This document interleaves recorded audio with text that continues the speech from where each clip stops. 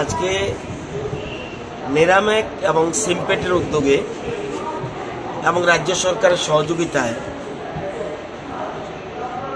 আমাদের রাজ্যের উৎপাদিত আনারস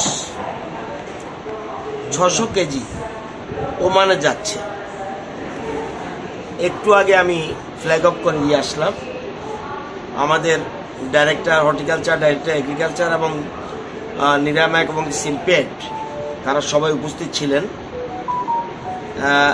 এর মধ্যে আমরা আবার দুবাইতে 5 টনের অর্ডার পেয়েছে এবং 30 মেট্রিক টন হল্যান্ডে যাওয়ার কথাবার্তা চলছে। এর আগে আমরা আমাদের বিশেষ করে 2018 পর থেকে আমরা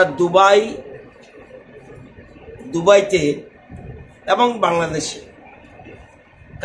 দুবাই, কাতার, বাংলাদেশ এই 3টা জায়গায় আগেও বিদেশে আমরা এই আনারস রপ্তানি করেছি।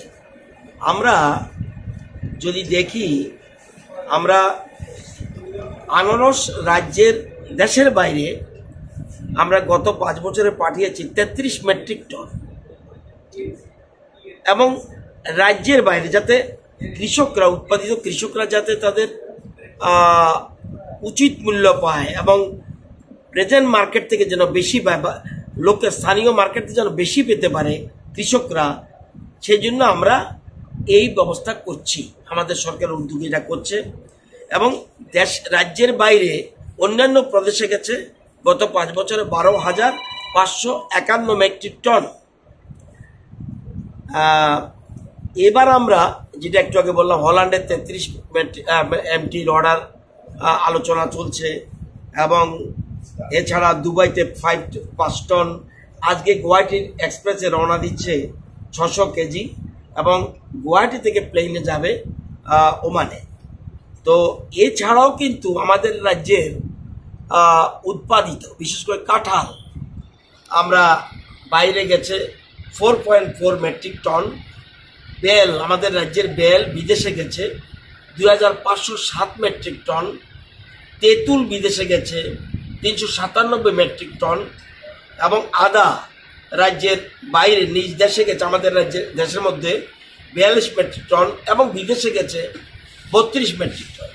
এবং আমাদের পানও আমাদের উৎপাদিত যে পান, বিশেষ করে সাউথ ত্রিপুরা আমাদের উৎপাদিত পান, সেটাও কিন্তু 17 মেট্রিক টন বিদেশে গেছে। আমাদের এখান থেকে আমরা রপ্তানি করেছি। এতে কৃষকরা তাদের লাভ পাচ্ছে।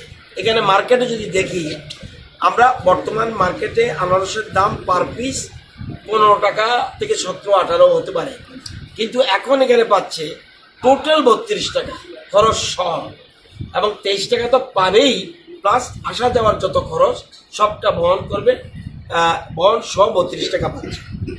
এবং দেখবেন কিভাবে আমরা আনারস যাতে আরো বেশি প্রোডাকশন হয়। আমরা আমাদের গত 6 বছর 5.5 বছরে আমরা যদি দেখি, এর আগে আমাদের সরকার আসার আগে আনারসের চাষ করা হয়েছিল 5 বছরে 595 হেক্টর এলাকা, আর আমরা এই 5.5 বছরে করেছি 5654 হেক্টর। অর্থাৎ কৃষকরা তাদের যেহেতু ইনকাম হচ্ছে, আরো বেশি করে আনারস চাষ করছে। কাঁঠাল আগে কোনোদিন উদ্যোগ নেয়নি এবং কাঁঠাল সরকারিভাবে কোনো রকম পার্সু করেনি কৃষকরা যেন কাঁঠাল লাগাতে পারে, কিন্তু আমাদের সরকার আসার পরে 450 হেক্টর 5.5 বছরে আমরা করিয়েছি। লেবু আমরা করিয়েছি 6213 হেক্টর। কলা আমরা করেছি 577 হেক্টর। আম, যেটা গত 5 বছর, এর আগে 5 বছরে মাত্র 80 হেক্টর, আমরা 703 হেক্টর।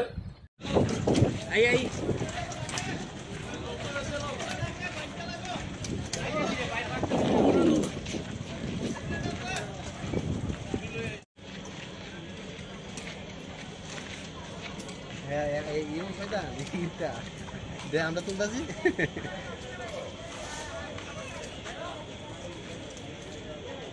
কিন্তু পাঠাই দিতে